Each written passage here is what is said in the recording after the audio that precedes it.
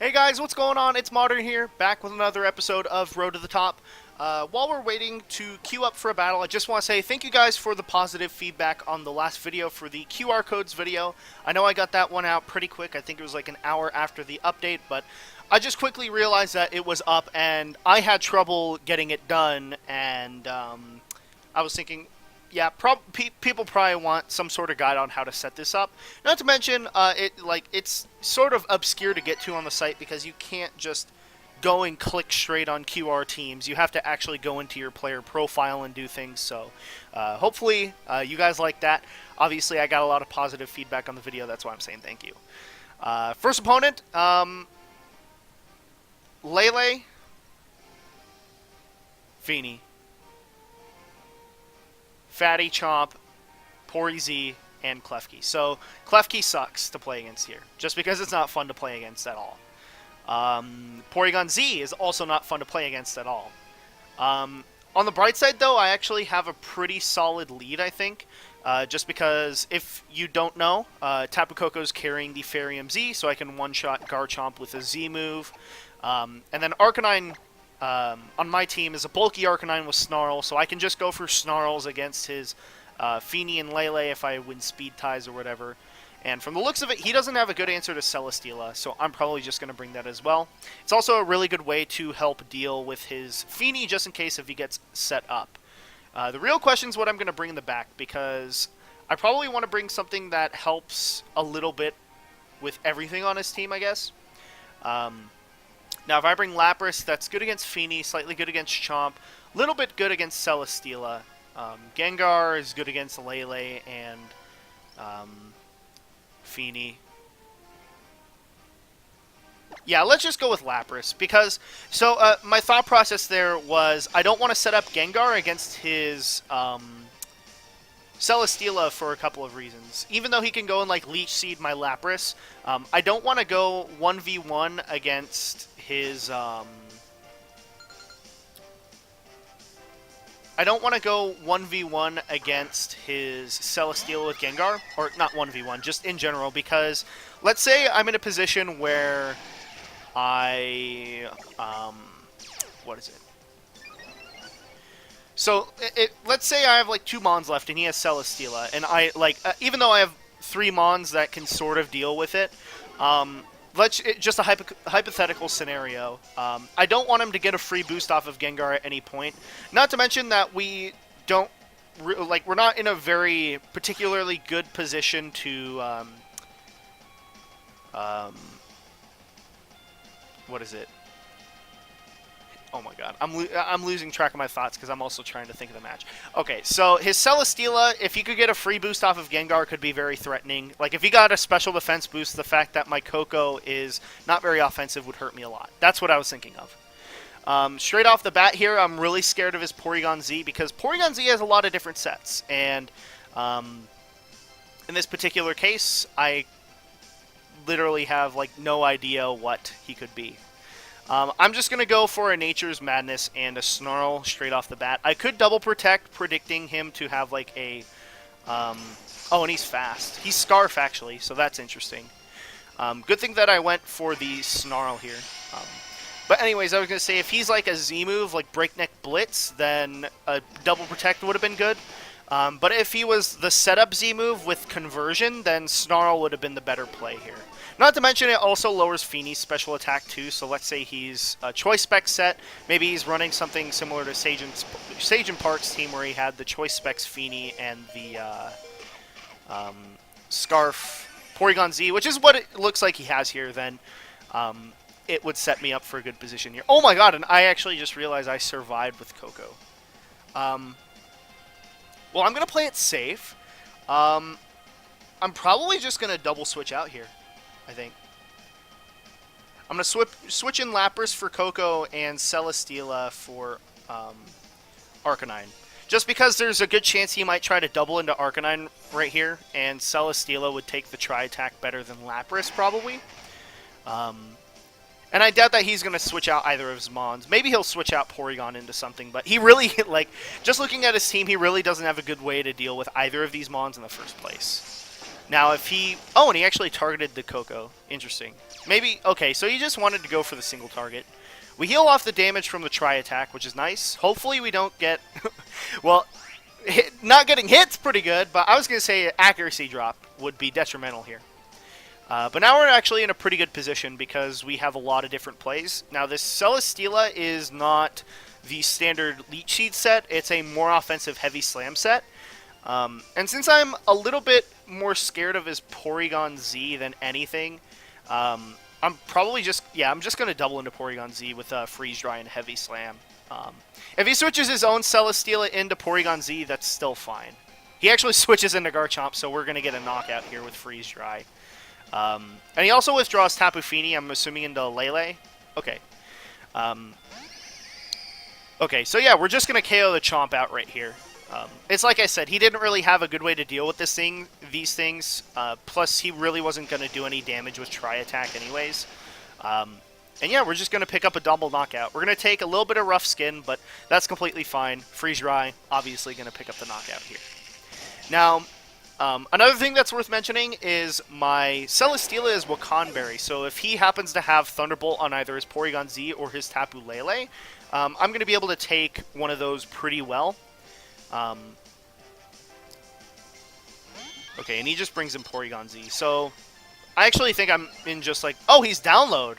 I didn't even realize he was Download. I thought he was going to be Adaptability. That's why he did so little damage before. And that's why he's going to continue to keep doing very little damage. Yeah,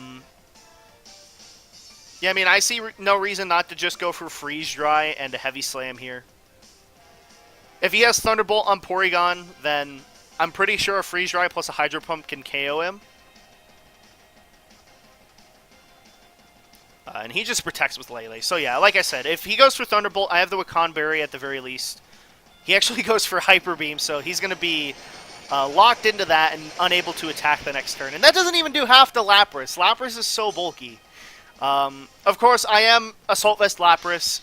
It's not actually a super bulky set either, but the Assault Vest just puts in so much work and sets me up for situations like this, because now my opponent really can't do anything. Like, I can just Hydro Pump and go for...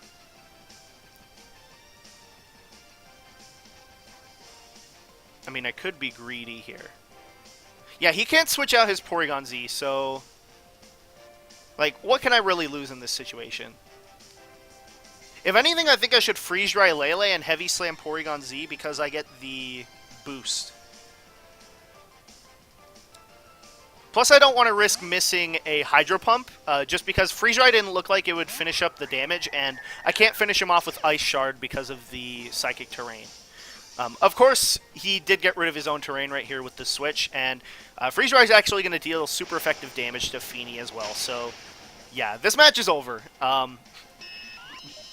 I guess that sort of Sagen Park-ish type of team setup they had didn't work out. So yeah, Freeze Dry, this might knock out, and it did. Okay. So yeah, my opponent just didn't have a good answer to these two Pokemon, and of course that's why I brought them in the first place. Even though I don't have the Leech Seed set, it's like I said, I'm offensive, and his team didn't have a strong attack to KO Celesteela, let alone Lapras.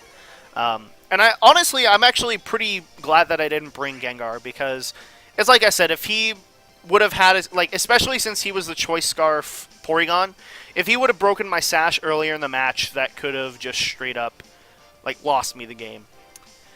Just in case, I'm just going to go for the Heavy Slam and the Sheer Cold, because I don't really care about chip damage at this point, and he just forfeits. It's going to be a 4-0. So yeah, pretty good match. We're 6-1. We're doing good. We're doing fine. No Discharge, Xurkitree, or Inferno, Overdrive, Arcanine, Wild Charge, whatever. We won, which is good. Alrighty, so, yeah, yet again, we're going to be looking for a match. I'm just going to talk about a little bit something while I'm in between. College is pretty interesting so far. I'm in my, if you guys don't know, I'm actually in my sophomore year. I'm going to community college, and I'm working towards a comp sci degree, but it's pretty interesting. I'm starting to work with compiler code for computers. It's sort of like a step back from what I've done so far, but It's pretty interesting to learn how that stuff works. It takes a long time to go and manually do those things. Nowadays, you either have a computer code stuff for you, or you are just, I don't know, maybe you have god hands and type them super fast. Our opponent's going to be Mario C. I believe their rating was just under 1600, and they're going to be Tapu Koko, Kartana, Marowak, Crocodile, Porygon 2, and Tapu Fini. So, seems pretty similar to Enosh's team from San Jose Regionals. I believe the difference from his team was that he had Araquanid over Tapu Koko, but Tapu Koko really doesn't change up this match too much. Gengar is absolutely fabulous against his team. Garchomp is absolutely fabulous against his team.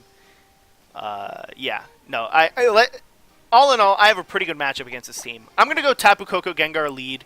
In the back, I'm probably going to go Arcanine and probably just Garchomp. Yeah. Because Lapras just, it doesn't really do anything to his Kartana. And even though I can Ice Shard him later, I don't want to rely on that. And I think Garchomp would be better anyways, just because if he wants to attack me, he gets hit by Rough Skin. And if I'm trying to finish him off in the first place, then I'm still achieving the same goal with that. Not to mention that super effective damage against Marowak and Koko could be very good. And I think I have Poison Jab on... It's sad that I don't know the set on this Garchomp, but I think I have Poison Jab on it. And he leads with Tapu Koko Crocodile, so this is actually pretty good for me. Okay, so from the looks of it, his Electric Surge on Tapu Koko is going before his Intimidate, just showing us that he's not some sort of Choice Scarf Crocodile, which is, again, very good for us because we have the Fairy Z-move, Twinkle Tackle, which can one-shot Crocodile. In the Tapu Koko slot, we can just go for Sludge Bomb because there's no need to predict a switch in. If he switches something in that resists it, Gengar either outspeeds it or taunts it or whatever the next turn. Now, if he has something weird, like if he has a paralysis move on Tapu Koko, or if he has Light Screen, that could mess us up here, but besides that, like, I'm in a good position. Gengar has Focus Sash, Tapu Koko can one-shot Crocodile, and he actually just switches straight out into Fini. Okay, so he's going to take some super effective damage. Yeah! That's always good, but I don't really understand that switch, because Sludge Bomb was so obvious there.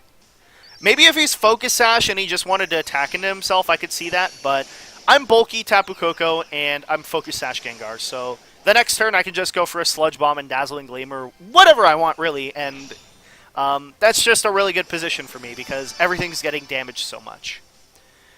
Now, maybe if this was a best of 3, I could have tried to, like, if this was a multi-game scenario, if he was Focus Sash at least, I could have doubled up right there, but I'm not risking that. There's no reason to go for that type of play. Sludge Bomb, yeah, it does have to Fini. He's also the leftover set, so I actually think, more likely than not, he's the exact sets Enosh ran. He's just running Koko over the Araquanid just to have a very fast mode. And that's actually pretty interesting that he would have that, considering he has Marowak, which he actually has in the back here. Now,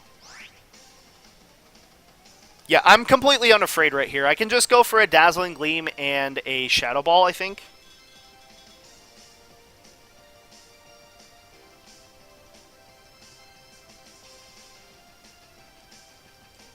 Yeah, and unless he's like Choice Scarf Fini, which I doubt he is, then regardless, in the next couple turns, I'm just going to pick up a knockout, because Dazzle plus Shadow Ball KOs Marowak, and it probably has a good chance to KO Koko, and if not, it probably puts him in range of a Dazzling Gleam, which is good for me. And I also think I brought Arcanine in the back too, so he won't be able to one-shot that, even in electric terrain. Ooh, his Fini is very specially bulky. His Marowak's very bulky too. This may or may not, is never confident. Okay, but it picks up the knockout. That's good. Normally it one-hit KOs them, so it was good to see that KO. And fortunately for me, he goes for Calm Mind. And this is a perfect scenario right here. I can one-shot his Tapu Koko with Sludge Bomb.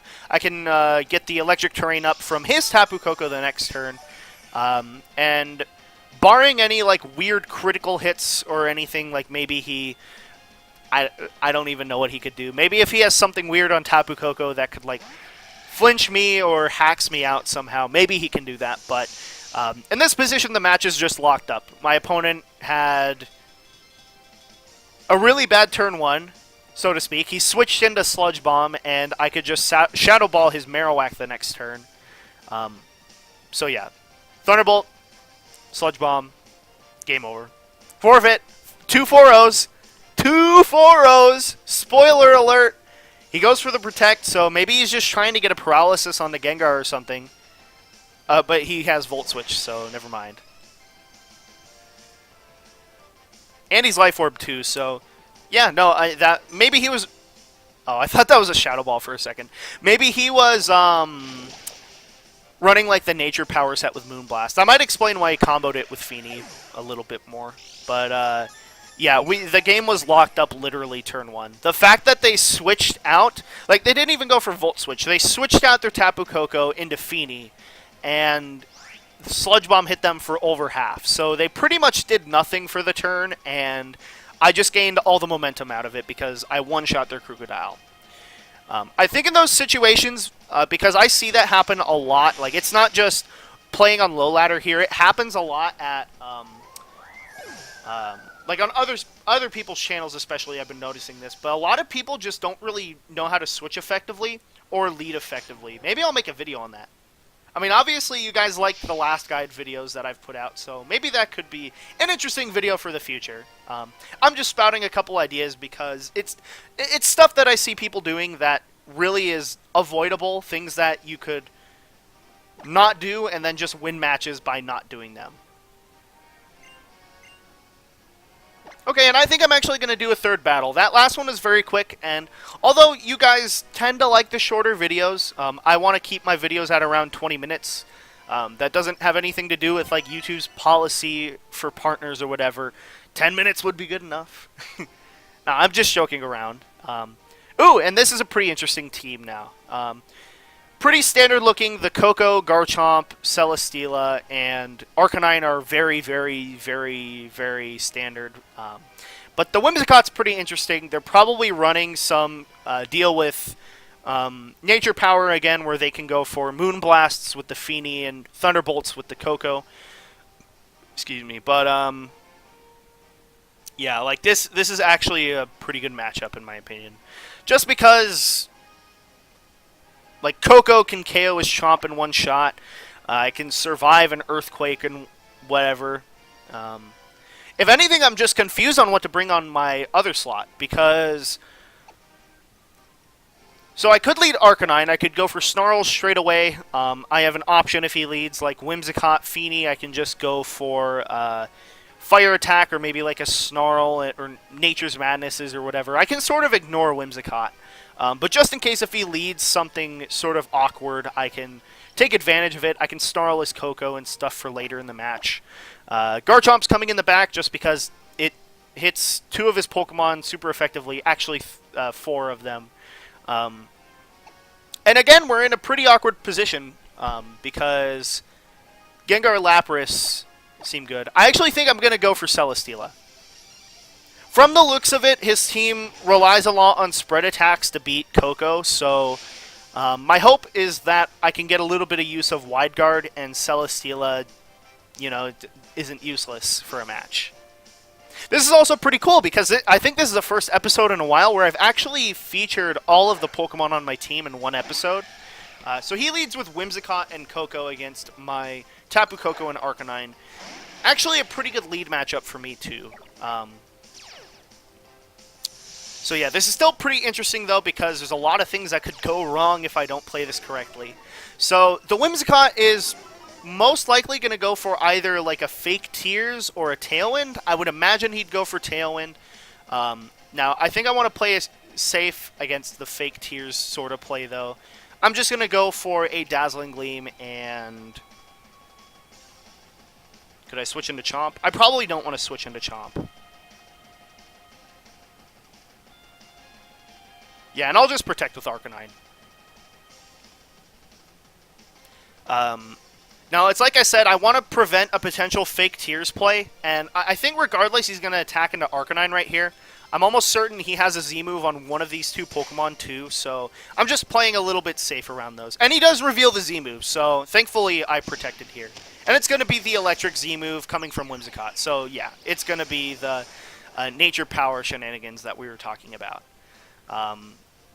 Yeah, Gigavolt Havoc. I doubt he's targeting Koko here. That's almost 100% going into Arcanine. Like, I really doubt that he would go for Koko here. Okay, good. So yeah, we played it safe against the Z-move successfully. Let's see. He might go for a Thunderbolt too, which is actually like really good for me. Critically under their Koko didn't really matter. I was planning on going for a Z-move the next turn anyways. But now I'm actually in a pretty strong position because...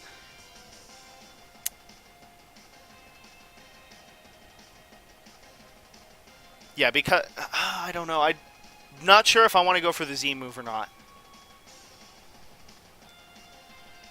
Yeah, I'll just Z-move into that and then Flare Blitz into that. Like, if he wants to go for Tailwind, he loses Whimsicott. Okay, and he does go for the Protect. That's what I was scared of. No. See, I didn't think my opponent would go for that play just because they lose Whimsicott, and I get a free turn to Protect this next turn. And then I can actually, it was like I was saying, I could go for that Wide Guard situation. So if I really want to, that could be my line of play in the next few turns. It would also be cool because I can switch in Celesteela because of Wakan Berry. Wide Guard against Garchomp if that's what he brings in. If he brings Feeny in, I'm probably going to go for the same exact plays. Oh wow, and that actually crit through Protect too. So he's actually in range of Dazzling Gleam now. So I think this next turn is really dependent on what he brings in. He could potentially bring Arcanine out. I really doubt it, just because Snarl probably isn't too useful in this situation. He already used his Z-move, so he doesn't have Inferno Overdrive at least. And he does bring out Garchomp, so... I don't know, maybe he's going for like the Poison Jab plays or something.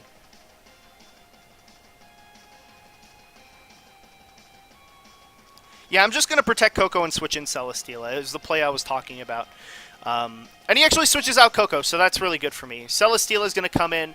My own Celesteela is going to come in. And Wide Guard's just going to be very good over the next few turns. Now, I think what it comes down to is what I want to play around. I could go for Dazzling Gleams against his Garchomp just to deal a lot of damage to him. I could Thunderbolt into his Celesteela, which could also be really good for me. Now, again, like I said, we also know that he's not Z-move Chomp here either. I think I can just go for Thunderbolts onto Celesteela.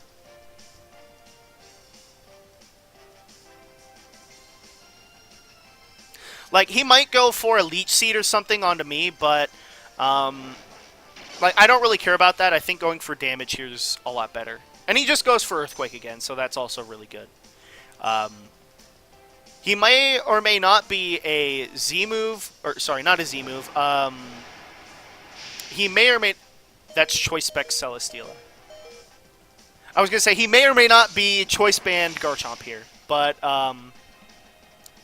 we have a development now because he revealed he was Flamethrower Celesteela. Okay, so I think this is still fine right here. I'm going to go for a Thunderbolt and a Wide Guard again. For a few reasons. First of all, if he's locked into Earthquake, he's stuck. Okay, so he's locked into Earthquake, I think. Almost definitely. If he goes for Flamethrower into Celesteela, I knock out his Celesteela anyways, which is completely fine with me. And he actually went for Koko, so he thought I wouldn't Wide Guard for some reason, which I could understand, like, maybe if I wanted to keep my Celesteela at this point, but it's really not too useful for me. Ooh, and this is also interesting because if he's actually locked into Earthquake, he has to Earthquake his own Tapu Koko. So yeah, that would just mean I win the game straight away with my own Garchomp, because he would just KO himself and I would win. And I can also, in this position, go for Wide Guard plus Dazzle. Deals damage to Chomp, it KOs his Koko. Protects me from any potential discharge. And he just forfeits. So he was probably like a Scarf Garchomp or something, which I don't really understand why you would use a Tailwind team with Scarf Garchomp, but I don't know. Maybe the guy just wanted options on his team. I was also really surprised that, like, since he had the Scarf Chomp, that he ended up going for Tailwind instead of doubling into my Arcanine, which was reasonable. Like, if I was Citrus Berry or a Guave Berry or something, or whatever you want to call it, or like the half HP berries, then he would like Thunderbolt into me and then activate it, and then he can't KO me. So maybe that's what they were thinking, but I really took advantage of the fact that my opponent was probably locked into Earthquake there, and Wide Guard got to see a little bit of usage. We actually use every Pokemon in this episode, guys. It's really cool. Just like I said before, I might go and make a couple more guides just because a lot of people have been giving positive feedback to my previous episodes, as well as the video that I put out a couple of days ago where I talked about how to make the QR codes for the teams. But yeah, that's going to be the end of the episode, guys. Thanks for watching. 3 cool games. I believe those were all 4-0s, just about, I think. Yeah, I think those were all 4-0 matches. So 3... I'm going to get shit in the comments if it's not 3 4-0s, but 3 4-0s this episode, guys. If you enjoyed it, please go and leave a like. And if you want to keep up with my videos as we head towards the future, make sure to check out my social media and hit subscribe. I'm ModernGamer. Thanks for watching, guys.